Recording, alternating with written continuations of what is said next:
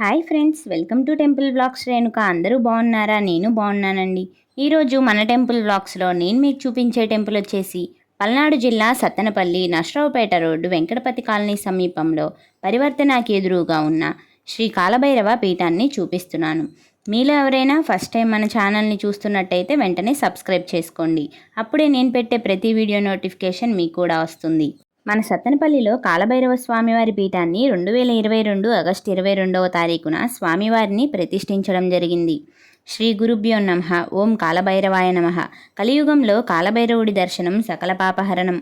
మన సత్తెనపల్లిలో ఊరికి నైరుతి దిక్కున తండ్రి స్థానంలో వెలిసిన కాలభైరవుడు సమస్త సత్తెనపల్లి పట్టణ ప్రజలని ఆశీర్వదిస్తున్నాడు. అందరూ బాగుండాలి, లోకా సమస్త సుఖినో భవంతు అనే ఒక గొప్ప సంకల్పంతో పరమపూజ్య గురుదేవులు ఆదిపరాశక్తి దేవాలయ క్షేత్ర పీఠాధిపతులు శ్రీ శ్రీ శ్రీ నిత్య విద్యానంద భారతి స్వామీజీ వారు మన సత్తెనపల్లిలో కాలభైరవ పీఠం స్థాపన చేయడం జరిగింది. ఈ పీఠంలో వారి శిష్యులు మహాకాలభైరవ ఉపాసకులు కాలభైరవ స్వామివారిని ఈ పీఠానికి సాధకుడిగా నియమించడం జరిగింది. స్వామివారికి నిత్య దీపారాధన జరుగుతుంది. కాలభైరవ ఉపాసకులు చిన్నస్వామివారు ప్రతిరోజు పీఠంలో అందుబాటులో ఉంటారు. ఈ పీఠంలో జరిగేటువంటి విశేష కార్యక్రమాల గురించి తెలుసుకుందాం. ప్రతి మంగళవారము స్వామివారికి విశేష దినము. అలాగే ప్రతి నెలలో అష్టమి రోజున కాలభైరవ స్వామివారి పీఠంలో కుబేర హోమము, మహాకాలభైరవ హోమము, లక్ష్మీ కాలభైరవ హోమము జరుగుతాయి. స్వామివారికి పంచామృతాలతో అభిషేకం జరుగుతుంది. ఈ కార్యక్రమంలో అందరూ పాల్గొనవచ్చు. అలానే అష్టమి రోజు వచ్చిన భక్తులందరికీ స్వామివారికి స్వయంగా మన చేతులతో అభిషేకం చేయిస్తారు. అవసరమైన పూజా సామాగ్రి మొత్తం కూడా కాలభైరవ పీఠం కమిటీ వారే ఉచితంగా ఏర్పాటు చేస్తారు. అలాగే భక్తుల కోరిక మేరకు స్వామివారికి ఆకు పూజ కార్యక్రమం కూడా జరుగుతుంది. అసలు కాలభైరవ స్వామివారి దర్శనం సకల పాపహరణం. మన జాతకం ఎంత నీచంగా ఉన్నా సరే ఒక చెంబుడు నీళ్లు కాలభైరవ స్వామివారి మీద పోస్తే మనకున్న దరిద్రము అంతా నశించి అదృష్టవంతులవుతాము. ఓకే ఫ్రెండ్స్, ఇప్పుడు కాలభైరవుడి యొక్క విశిష్టత గురించి తెలుసుకుందాం. పరమశివుని మానసపుత్రుడు కాలభైరవుడు. కాలభైరవుని దర్శనం వలన సకల దోషాలు, భూత ప్రేత పిశాచాది బాధలు నశించి ఆయురారోగ్యాలు లభిస్తాయని మంత్రశాస్త్ర గ్రంథాలు చెప్తున్నాయి. కాలభైరవుడు సాక్షాత్తు పరమశివుడి అంశ. ఈ స్వామిని భూత ప్రేత రాక్షస రోగ ఇతరితర బాధలకు ఎక్కువగా ఆరాధించడం జరుగుతుంది. కాలభైరవుడిని పూజిస్తే గ్రహదోషాలు, అపమృత్యు గండాలు తొలగిపోతాయని, ఆయురారోగ్యాలు సిద్ధిస్తాయని గురువుగారు తెలియజేశారు. కాలభైరవుడు రౌద్రస్వరూపుడు. ఆయన వాహనం శునకం అంటే కుక్క. విశ్వసనీయతకు మారుపేరు, రక్షణకు కూడా తిరుగులేని పేరు. ఈయన కాలస్వరూపుడు. భయంకరమైన రూపం కలవాడు. 4 చేతులతో దర్శనమిస్తాడు.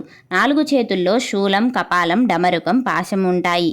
కాలభైరవుడు రౌద్రనేత్రాలతో, పదునైన దంతాలతో, మండే వెంట్రుకలతో నాగుపాముని యజ్ఞోపవీతంగా ధరించి సర్పాలను ఆయన ఆభరణాలుగా ధరించి ఉంటాడు. శివపురాణము, కాశీఖండము కాలభైరవుని యొక్క గొప్పతనాన్ని కొనియాడతాయి. అసలు కాలభైరవుడిని స్మరించుకోవాలి అంటేనే ఒక యోగం ఉండాలి అంటారు. కొంతమందికి దగ్గరలో ఆలయం ఉన్నా వెళ్ళాలనే ఆలోచన కూడా రాదు. ఎందుకంటే పరమశివుడు మనల్ని ఒక రకమైన మాయలో పడేస్తాడట. దాంతో కాలభైరవుడి మహత్తును అర్థం చేసుకోలేకపోతామట. ఆ మాయాపొర తొలగినప్పుడు పరమశివుడి పూర్ణ అంశ అయిన కాలభైరవుడు కళ్ళ ఎదుటే మనకి దర్శనమిస్తాడు. ఓకే ఫ్రెండ్స్, ఇక ఇప్పుడు కాలభైరవ స్వామివారు ఎలా ఆవిర్భవించారో తెలుసుకుందాం. ఒకప్పుడు ఋషులకు త్రిమూర్తులలో అసలు బ్రహ్మ ఎవరో అని సందేహం వచ్చింది. ఆ సందేహమును తీర్చమని వారు త్రిమూర్తులనే అడిగారు. శంకరుడికి సద్యోజాత, అఘోర, తత్పురుష, ఈశాన, వామదేవ అను 5 ముఖములు ఉంటాయి. ఈ 5 ముఖములతో ఋషుల వంక చూస్తూ ఇలా అన్నాడు: అదేమిటి, బ్రహ్మము ఎవరు అని అడుగుతారేమిటి? నేనే బ్రహ్మను అన్నాడు శివుడు. అప్పుడు బ్రహ్మ, నేనే ఈ లోకములన్నింటినీ సృష్టించాను, నేనే పుట్టుకకు కర్తను, నేనే ఈ సమస్త లోకములను ప్రవర్తింపచేశాను, నేనే వీటిని సంహారం చేస్తాను, నేనెప్పుడు బతికే ఉంటాను, కాబట్టి నాకన్నా బ్రహ్మము ఎవరు? నేనే బ్రహ్మను అన్నాడు బ్రహ్మదేవుడు. తరువాత పక్కనున్న విష్ణువు, బ్రహ్మ, అసలు నీవు పుట్టింది నా నాభి కమలంలోంచి కదా, కావున నేనే బ్రహ్మను అన్నాడు. ఇద్దరికీ ఈ విషయంలో కోపం వస్తుంది.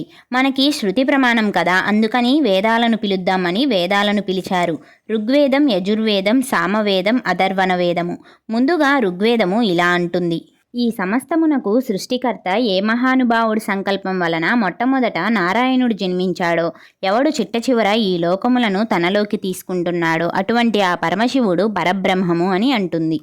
ఇప్పుడు యజుర్వేదము ఇలా అంటుంది, అసుర శక్తులు పోయి ఈశ్వరీ శక్తులు రావడానికి జ్ఞానమును మహేశ్వరుడు ఇస్తాడు కాబట్టి జ్ఞానయజ్ఞమునందు ఆరాధింపబడుతున్నవాడు కనుక పరమశివుడే పరబ్రహ్మము అని చెప్తుంది.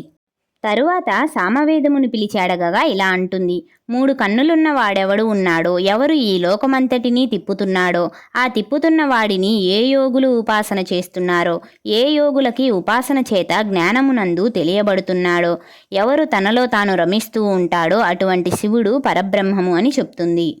ఇప్పుడు అథర్వణ వేదము ఇలా అంటుంది, ఏ మహానుభావుడిని భక్తులందరూ సంసార సముద్రమును దాటి దుఃఖమును పోగొట్టుకొని ఆనందమును తెలుసుకోవడానికి ఉపాసన చేస్తున్నారో అటువంటి పరమశివుడు పరబ్రహ్మము అని చెప్పింది. అంటే సృష్టి చేసింది మనం కాదు, నిలబెట్టింది మనం కాదు, వేరొకడున్నాడు తెలుసుకో అని శాస్త్ర ప్రమాణం, అలాగే 4 వేదములు అదే చెప్తున్నాయి. ఇప్పుడు ప్రణవాన్ని పిలిచారు, అంటే ఓంకారాన్ని పిలవగా ఇలా అంటుంది, ఎవడు నిరంతరము శక్తి స్వరూపముతో క్రీడిస్తూ ఉంటాడో, శక్తి ఆయనను విడిచిపెట్టి ఉండదో, శక్తీశ్వరులై వారున్నారో, అటువంటి శక్తీశ్వరుడై శక్తి ఆయనతో, ఆయన శక్తితో విడవడకుండా కలిసి ఉంటారో, అటువంటి పార్వతీ పరమేశ్వరులు, పార్వతీ వామార్ధ భాగమునందు ఉన్న శంకరుడే పరబ్రహ్మము అని చెప్తుంది. ఓంకారం చెప్పిన మాటను వాళ్ళు అంగీకరించలేదు. ఈ మాటలు రుచించకపోతే ఇప్పుడు ఈశ్వరుడు దండించవలసి ఉంటుంది. కాబట్టి ఈశ్వరుడు అంతటా నిండిన పరబ్రహ్మము జ్యోతిగా మారాడు. జ్యోతి సాకారం అయింది. సాకారమును చూసినప్పుడు విష్ణువు ఊరుకున్నాడు. కానీ బ్రహ్మ, నీవు ఎవరు? నువ్వు నా 2 కనుబొమ్మల మధ్యలోంచి పుట్టిన రుద్రుడవు, నన్ను స్తోత్రం చెయ్యి అన్నాడు. బ్రహ్మలో మార్పు రాలేదు. ఆయన దండింపబడాలి కాబట్టి ఇప్పుడు ఆ జ్యోతి ఘోర రూపమును పొందింది. శంకర, ఏమి నీ ఆజ్ఞ అని అడిగాడు. బ్రహ్మ అహంకారముతో మాట్లాడుతున్నాడు. 5వ తలను గిల్లేయి అన్నాడు. ఇప్పుడు ఈ స్వరూపం ప్రచండ రూపమును పొందింది. దిగంబరమైన రూపంతో బ్రహ్మ 5వ తలను గోటితో గిల్లేసింది. ఆ రూపమే కాలభైరవ స్వరూపం. ఇలా జరిగేసరికి బ్రహ్మ భయపడిపోయి 4 తలకాయలు అమ్మవారి చేతుల కింద పెట్టేసి, ఈశ్వర, నేను చేసిన పొరపాటు మన్నించి ఉదారుడవై నన్ను కాపాడు అన్నాడు. అప్పుడు శంకరుడు కాలభైరవునితో, నీవు కాలము వలె ప్రకాశించుచున్నావు. కాలము ఎలా వెళ్ళిపోతూ ఉంటుందో అలా ఉంది నీ నడక. నీ నడకలో బ్రహ్మతల తెగిపోయింది కాబట్టి నిన్ను ఇవాల్టి నుంచి కాలభైరవ అని పిలుస్తారు అని అంటాడు. కాలభైరవ, నీవు ఎంత గొప్పవాడవైనా బ్రహ్మతల తెంపేశావు కాబట్టి నీకు బ్రహ్మహత్యా పాతకం అంటుకుంది. ఈ 5వ తలకాయ పుర్రెను చేతిలో పట్టుకొని 12 సంవత్సరములు భిక్షాటన చేసి ఆ కపాలంలో ఆహారమును స్వీకరించవలసినది. అప్పుడు నీ బ్రహ్మహత్యా పాతకం పోతుంది అని చెప్పాడు. బ్రహ్మహత్యా పాతకాన్ని తొలగించుకునేందుకు బ్రహ్మకపాలాన్ని చేతిలో ధరించి అనేక క్షేత్రాలలో పర్యటించిన తనకు సోకిన బ్రహ్మహత్యా పాతకం తొలగకపోవడంతో కాలభైరవుడు శ్రీ మహావిష్ణువు వద్దకు వెళ్ళి ప్రార్థించాడు. కాలభైరవుడి ప్రార్థన విన్న శ్రీ మహావిష్ణువు, కాలభైరవ, నీవు శివుడి పుత్రుడవు కనుక శివుడితో సమానుడవు, బ్రహ్మదేవుడి గర్వమును అణుచుటకు జన్మించిన వాడవు. నీవు ఎన్ని తీర్థయాత్రలు చేసినా ఉపయోగం లేదు కనుక నీవు కాశీక్షేత్రానికి వెళ్ళు. కాశీక్షేత్రంలో అడుగుపెట్టినంతనే నీ బ్రహ్మహత్యా పాతకం భస్మమైపోతుంది అని సలహా ఇచ్చాడు. కాలభైరవుడు వెంటనే కాశీక్షేత్రానికి వెళ్ళాడు. కాశీక్షేత్రంలో అడుగుపెట్టగానే బ్రహ్మతల ఊడిపోతుంది.